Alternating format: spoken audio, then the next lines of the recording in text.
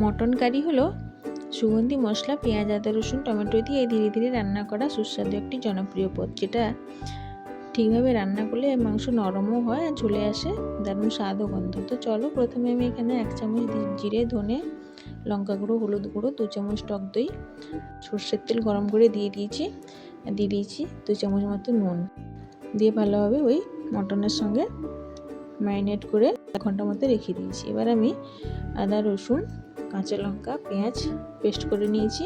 এবার কড়াইতে দিয়ে দেবো সর্ষের তেল, গোটা গরম মশলা, জিরে ফোড়ন, পেঁয়াজ কুচি দিয়ে নাড়াচাড়া করে ম্যারিনেট করে মাটনটা দিয়ে দেবো।